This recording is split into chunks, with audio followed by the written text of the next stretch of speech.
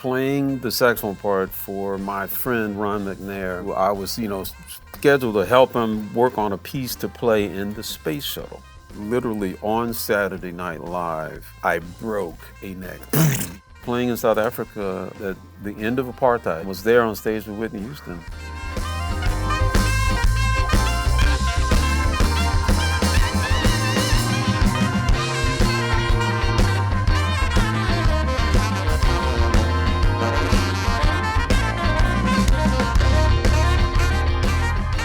That was Grammy Award-winning saxophone legend Kirk Whalum. I'm Ian, and this is Music and Artists, a show for and about musicians.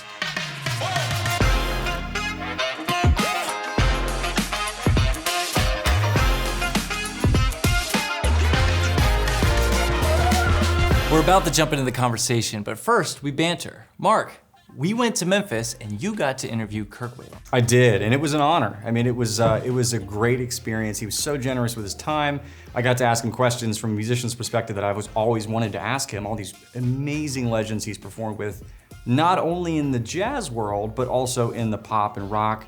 Honestly, I mentioned in the interview, but he spans all these genres, so he's had an opportunity to perform with some serious heavy hitters. You got to sit down and talk to him. Great storytelling. We also got to enjoy one of his performances after the interview. We were there for and got to see him live on stage, which was a thrill. But then we were also in a very magical place. In Memphis, there's this facility called the Crosstown Concourse. Yes. Big multi-purpose facility, former Sears distribution center. Mm-hmm. It's salvaged and repurposed into everything from medical centers and restaurants and this huge arts program, huge building. There's a school in there. There's a high school. Yeah. The design and the history and the care in this building, it was a really magical place. Agreed. So the interview was magical, the place was magical. If you're ever in Memphis and you get a chance to hear Kirk Whalum perform and go to this place, those are two big recommends. 100%. It was the whole day was phenomenal, and he got to tell all these stories. This is my favorite part about the interview that everybody's gonna see in a moment is, we got to talk about specific moments in his life where culture intersected with music, and he got to be a part of that. I mean, huge things like, a performance at the end of Apartheid, right? He talks about his relationship with Dr. Ron McNair, who was an astronaut that was unfortunately involved in the tragedy with the Challenger space shuttle. He talks about time on SNL where his neck fell apart, on television. You can still see it, and we showed in the video. Really cool moments. Some moments that we think are, exclusive to us. I think we won't hold them in suspense anymore. Yeah. Let's just dive into it. Let's just show it to him. All right, check it out. Kirk Whalum, it is a pleasure to be here with you today. I can't tell you how excited I am to sit down and just get to talk to you about what you've been up to, that beautiful horn that you've got sitting there, and the gig that you're going to be doing later tonight. Yeah, man. And thank you for saying Whalum. It's funny, the way my name is spelled, I get all kinds of things. Whalum, of course. Oh, sure. When we lived in Paris, we were Whalum. And we got used to that. And, in Japan, it's, Kirk Whalum. And it just depends on where I am. In Germany, it's Whalum, So Kirk Whalum here in a town where the name Whalum kind of has much more significance than me because my dad was larger than life. Mom was a postmaster. So moving back to Memphis, the name Whalum, they're like, oh, yeah, you're Kirk Whalum, is not like, oh, I love your music. They're like, oh yeah, you're a Whalum. Oh yeah, from your parents, yes. Right? So and my grandmother, the both my grandmothers were musicians, but especially my Whalum grandmother played pipe organ and taught piano. She taught many a future incredible person like Hank Crawford. Wow. She taught lots of senators and people who are now doing great things. Yeah. Well, that actually leads me to a really great question that I wanted to ask you. What was your music education like growing up? Growing up in Memphis, if you're a musician, then you're educated just waking up because, you're going to hear gospel music. Mom is playing it on the box, or you're going to hear, rock and roll. And that's the thing that people forget, that rock and roll started here. That's right, Memphis, Tennessee. You know what I mean? I got to hear everybody, on the radio here, just name a famous rock band from the 70s, 60s, and 70s, and that's who I grew up listening to. You saw them probably. I saw a few of them. Being a Memphis musician is about being in a band. And so my my whole objective, especially in high school, was to be in a band. And the Barcades, that was like, oh man, the Barcades, and then Earth, Wind and Fire. Yeah. Another Memphis, roots band with Mauriat White and the guys. If I could just be in a band, I'll be a happy camper. Then you eventually realize, well, maybe there's something else that you're called to do. And, so I have a band, and so technically I'm in a band, but there was an aspect of it that in my education, I pursued it with the idea of we. Sure. So now that is super important, that kids are taught in this environment that it's not just about you, it's about we. And whenever people can be in a band program or choir, of course sports, but man, music has fallen away because it doesn't yield as much, revenue for various colleges or whatever. And so Fair you point. don't see as much. And so that's unfortunate because the we part of music, you literally experience it, you feel it. You hear the sound that's bigger than yourself. So the metaphor is that life it's about things and entities that are bigger than you. And it's about how you connect to those horizontally, of course, other humans, but then arguably vertically, like you're connecting with someone who's higher and bigger than you. And that's going to bring out something really beautiful in you. For somebody like yourself that is such a seasoned musician that's played with all these great legendary, performers, what is one, if you can give one piece of advice that you would have for a young musician starting out? The fact that, David Sanborn once told me, I was driving him to the saxophone repair shop. He's hypersensitive to his instrument, like it's just got to be completely right. But he said, he said, man, it's all about sound. Sound is everything. So as much time as you can spend, I know you want to learn those cool licks and everything and play something this one played or Kaz played or something that Coltrane played, but work on your sound because that's the thing. And maybe in the same breath, I'll say that one of the reasons your sound is so important is because it literally is your voice, It's that thing that people connect with and they hear you and you're speaking through your instrument. Yes. About who you are, about whose you are, about your culture, your tribe, your, where you grew up and what matters to you.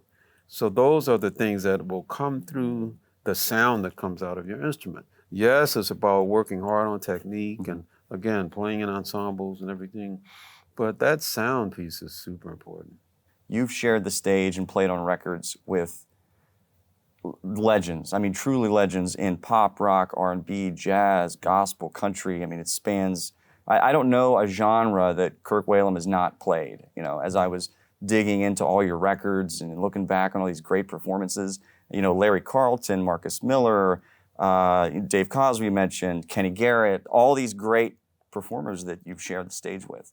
And I started to think about that as a player myself and those moments that we have on stage where everything's just hitting just right, the pocket's there, we're locked in, the band's killing, the crowd feels electric.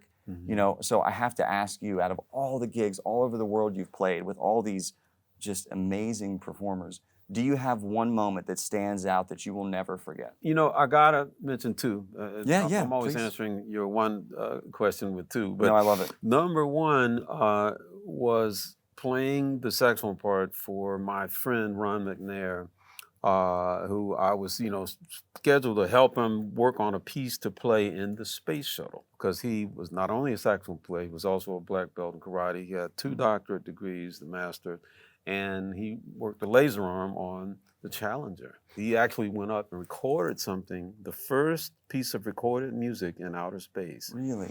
On the saxophone, actually, by Ron McNair. And Dr. Ron McNair was so pissed when he realized that one of the other astronauts had recorded over it some experiment with rats. Yeah, so people got to see rats or whatever. I'm sure it's important, but man, we as musicians like, really? Yeah. So he was mad, but so he said, all right, I'm going back up. And of course, he had to take a curved soprano because the space and weight restrictions. That's right. Were very serious. And it was, ancillary, right? Like I'm bringing an instrument. Yeah, like, yeah. man, we got these important pieces of equipment.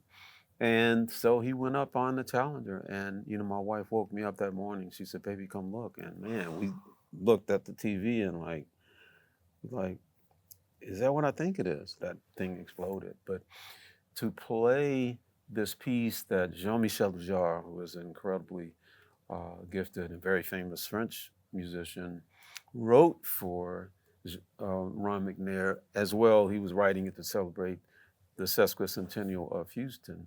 We played this big concert called Rendez-Vous Houston. It celebrated Ron's life and all these other things. But it's available. People can see that online on YouTube. So that was a big one because it was at the time, I'm not sure if it still is, it was the largest concert in history because there were 1.2 million people attending the concert. Basically, it was simulcast on radio. We had, satellite sound systems. So you could be 1.5 miles away and still hear it. Right. Wow. And Houston is huge, right? At that time, there were over 2 million people. So most of the city was out to hear this. It was amazing. Laser lights, the big sky tracker lights. It was an experience. It was bigger than a concert. It's funny you say that because in French we say un événement, which means an experience. It's like, it's not just a concert. Mm-hmm. But that was a big one. I'll say the other one was playing in South Africa at the end of apartheid. Literally, 1994 was when it, the Zero ended. And I was there on stage with Whitney Houston. Playing, live on HBO, millions of people, 75,000 plus live, mixed now for the first time, a racially mixed audience, legally. And Unreal. Brother, Nelson Mandela was there, and so I can say, and I played, it wasn't supposed to happen, but she was singing Amazing Grace, and then she went, "Bishop, you play." She used to call me Bishop. And I'm like, wait a minute, I'm about to play the very first song I ever learned. And I played it in Memphis right here when I was 12 for about 100 people. Now I'm about to play it for a few million people. And that just hit me as I was about to play. So yes, that was huge. And amazing when you have something that's that significant in our culture intersect with great music and an experience like that, I'm sure you've had many experiences like that in your life where you were witnessing history, you were there for it, and you got to bring the music and the art to that moment. To be a part of it. That's right. And God bless music and arts, man, for nurturing all these great, future and present musicians. To be part of history and bring the light and the love, it's so important. So we talked a little bit about all these great players you played with. I have to ask a question as a drummer. In your eyes, what do you look for in, and I'll even expand it beyond just drummers. We can even say rhythm section, right? Yeah. What does Kirk Whalum look for in a truly great drummer or rhythm section that can elevate what you do? There is an X factor that it's hard to articulate, right? But any band leader or even band member, when you're looking for a drummer, there's that thing, right? And so I'm sorry I can't identify that. I don't think anybody can. Yep. But there are some aspects that you can articulate. One is dependability. Like if we say, here's the tempo. Yeah. I don't have to say that again.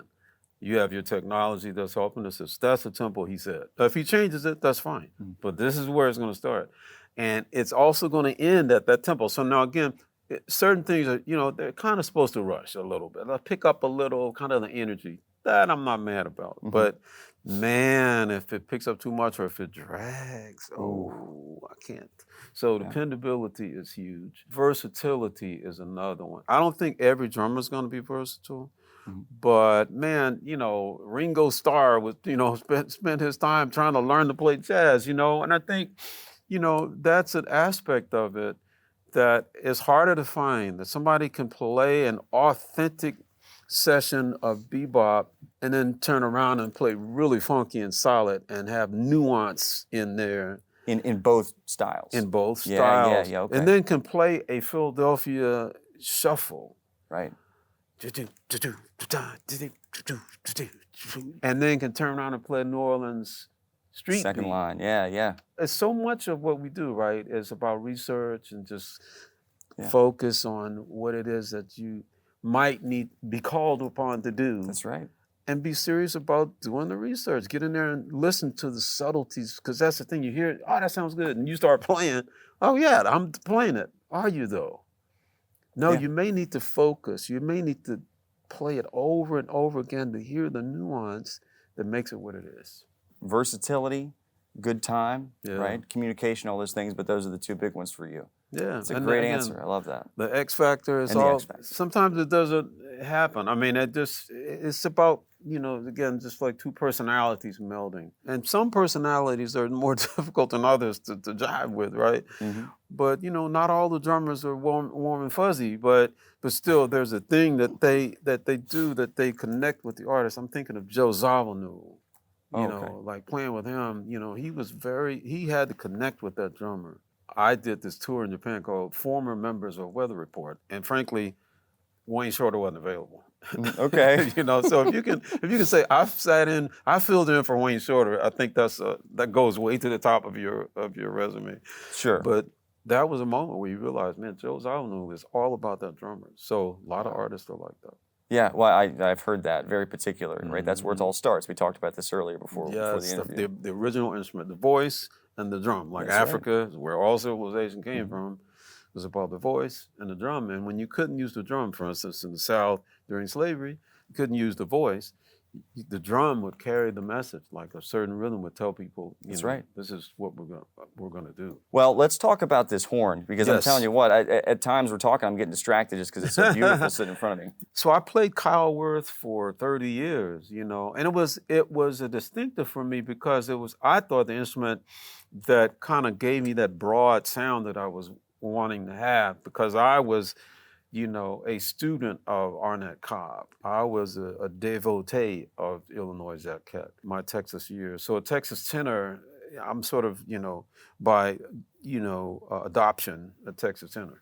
You know, because I went to college at the school that Wilton Felder and Ronnie Laws went to. And oh, wow. 4 blocks from Arnett Cobb's house. I found myself, you know, swayed. I was originally, you know, Hank Crawford. That's all I knew. It's all I heard in my head. Was Hank Crawford, being from Memphis. But then, man, when I got this Texas tenor in my head, I'm like, I need a horn that will help me produce that sound. And so, man, the first one was the Kyle Worth, and I played for 30 years. And then, man, I heard this instrument. I was in South Africa, and there's a group called Mikasa, and they're, you know, Afro house music, right? You know, the keyboard player in Mikasa said, man, you know, I'm an amateur sax player. He said, I got a new horn. I want you to play it. I was thinking, I'm pretty sure I'm not gonna like whatever that is, but I play Kyle Worth. So I said, let me play it, man. And man, I went, what? I'm sitting there going, this amateur guy just let me play a horn that freaking blew my mind. Wow. And that was my first P. Mauriat. I played it for a good 5 years, and then they sent me the 20th anniversary. And it was, again, just another level up of just the connection. You know, it's like butter, man. And I always say this, the great horns, the great mouthpieces are the ones that get out of your way. I play some very well constructed instruments that do not get out of the way. I say, all of a sudden, I'm riding in your car as opposed to driving my own. Man, the P. Mauriat just opens up and like, go ahead, whatever. You want to have a high kind of narrow sound? I could do that. But man, you know, you want that big, robust sound. It's like, I'm here for you. Yeah, it's a gorgeous instrument. I love it in the black nickel, all the hand engraving. It's pretty. And then atop of this thing is your signature neck. Yes, the Kirk Whalum neck, you know, and it was born out of, you know, wringing of hands, because I was playing years ago on my Kyle Worth. I was playing with Whitney Houston, and literally on Saturday Night Live, I broke a neck. Like, I'm your baby tonight. You know, neck on the floor, along with, you know, my pride. Middle of rehearsal, and I'm like, no, not now. So I'm like, but I want to play my horn. And so, you know, a couple of the guys said, well, man, go down to the shop and see it, you know, it's at the CVS, and see if they'll weld it for you. back of my head, I said, it probably is not going to work because it needs to be cold soldered. Sure. I said, I'm willing to try. And sure enough, they did the hot solder, and we played. It was like it was going to hold, right? No, it didn't hold. And yeah, on the show live, you can see it actually. I'm pretty sure it's still on YouTube. Yeah, Kirk Whalum in his worst moment of his career. So this brace, that's why That's where the dual bracing came from. Okay. Yes, and since that time, I've never broken a neck. And also, you know, I found out that it gives a certain stability to your sound because every time you lean in just a little bit, just a little pressure downward, what's happening without you knowing it is I'm doing it like this, but the octave key is opening ever so slightly. And when that happens, literally the whole horn is out of adjustment. Like all these fine adjustments to make this work, this is the most important one. And so if that's moving at all, that's going to affect you. And so now a lot of tenor players are on board because they initially say, oh man, that doesn't look like, seems like that would hamper the sound. I'm like, trust me, man, it's going to make the sound better, especially with the silver. Man, the silver plating is just, it's just, there's a certain je ne sais quoi, we say in French, that it adds. I'm not a physicist. I just know that when I play the original neck, it sounds good. I play this one, it sounds great. What does it do to your tone? Is it brighten it up a little bit? It's Does it focus bright, but it's not strident. There's a difference, right? Yeah. It's sort of like, if you think of it in terms of an EQ band, right? So you've got that luscious low and mid happening because of the instrument, but then there's that other little bit that adds that kind of reediness to it, that wood. That's way up in the high end. My sound engineer would tell you exactly where, 2K or something. I think that's where this neck comes in. It sort of just tacks on that extra bit of happiness in the high end. P. Mauriat, you've been playing them for a while now. My question is, why P. Mauriat? I wasn't looking. I years ago had tried a P. Mauriat, but the model I tried I wasn't crazy about. But this model that they eventually came up with was so much better, and I found it by accident. Again, a keyboard player played the trumpet horn, man. He was all you said an excited. amateur that just handed it to you. Wow. And so it was about the proof is in the pudding, and that's why I say to people, man, just play the horn, whatever it is you're looking for.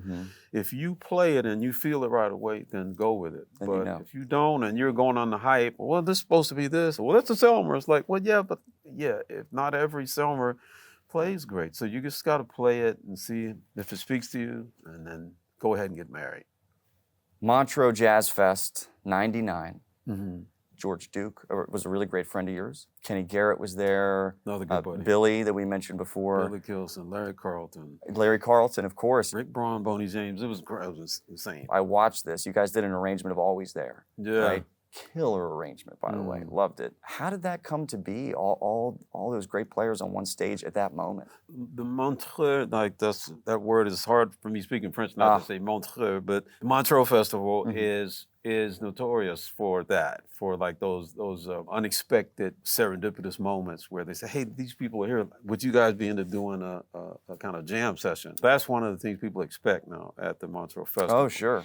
And I'm so grateful to say, first of all, I lived in France, right? We lived in Paris, and I just really love playing that area. And I'm fortunate to say that I played Montreux many times. And that sort of impromptu moment with all these great musicians, it's not something you can really script, because jam sessions happen all the time, and they're not always great. But there was such a camaraderie there in that particular moment. You're right. I mean, I see that video from time to time, and it takes me back to 1999. I bet. And just how important it is, the relationships. That's what I tell young musicians. Like, man, see the people around you right now in your class, whatever. Man, form bonds with them, because that's what's going to be more important than whatever level of success you're trying to get to, and your aspirations and your ambitions. All those things, that's great, but don't forget, man, right here is heaven. Just being next to someone you can share this experience. Be in this moment. Right? Be in the moment. Right. And that was an example of what can happen when you're just in the moment, just digging on each other. Yeah. And man, I'm, like Boney and I are listening to Kenny Garrett going like, oh man, this guy. Well, but all you guys. I mean, it wasn't just, Kenny's obviously a legend. He was great. Yeah. Everybody sounded spectacular, but it was just, I think you nailed it when you said be in the moment earlier, because as a musician, there's those really special moments on stage where you're all thinking the same thing, you're all feeling the same thing, everything is working, And that tune, I mean, when I found that, I must have listened to that tune 4 or 5 times just on the way down here. Just couldn't get enough of it, Just the pocket was so tight, and that bass line, it was just great. That was Michael Manson, I think, on bass. And I think you're right. George Duke plucked from my band when he played my gospel accordion jazz and Chapter 1, and then he ended up touring with George. But yeah, I mean, Billy Kilson, he's dancing, and that's the thing. Another thing I talk to young musicians about, like, do you sing? I'm like, oh no, I play. I go, okay. You better learn how to sing, because you're gonna sing through that instrument. If you're not singing, don't nobody want to hear you playing all those licks, man. You sing through that thing, because that's what connects with people. I said, do you dance? Oh no, man, I don't dance. Yeah, if the right girl was standing next to you, you'd be dancing. Yeah, for sure. And so that dancing, your whole body is a part of it, and you throw off any inhibitions, and you throw off, your ego, and you're in, I don't want to. That can't happen. You got to be dancing that groove. Like, the reason you sound stoic on that groove is because you're not dancing. Yeah. The reason you sound stiff on that swing because you're not dancing. I mean, everything has got to dance. Whether it's classical music, Brazilian, hip hop, whatever, it's got to dance. And if it doesn't dance, and that's why Billy Kilson is such a beautiful example. It touches people when they see you in that groove, and their toes are part of playing that hi-hat part. Right. So it's about dancing the music. I love that answer. That's I can relate everything you were describing there. I can relate to that so well, because you're right. You have to be in it, and then also the singing. That's great advice, right? Yeah. Even for drummers, when I talk to some of my former students, and I've had teachers that work with me, they say, just because you're playing the drums doesn't mean, you can't have phrasing like a sax player, like a horn player, right? It should be melodic, right? Absolutely. And not Ask just Phil rhythmic. Collins, man. That's It's like, George Benson. I mean, that doesn't mean you have to be a lead singer, but the fact that you open yourself up and use that gift that you have it, because every single one of us sings something, just develop it. And realize that what you're developing is your drumming. And you're developing your bass playing, you're developing your sax playing, because the singing is the ultimate connection with people. Well, Kirk, this has been an honor. I really can't thank you enough. Thank you, brother. Thanks for coming to Memphis to hang. It's a beautiful city. We're blessed to be here, so thank you again. Bless you, man. Absolutely. Thanks again to Kirk Whalum for joining us. We really enjoyed the conversation. This episode was sponsored by P. Mauriat. If you liked this episode, and we hope that you did, please like and subscribe, and we'll endeavor to make more episodes just like this one. Oh, I got a meeting. Owen, read us out. This episode was produced by Melissa Reyes, Ian Scott Pullins, Mark Gothier, and Owen Rye. Special thanks to Ken Hall and the Crosstown Concourse. Music and Artists is presented by your source for instruments, lessons, rentals, and repairs. Music and Arts. Musicians made here.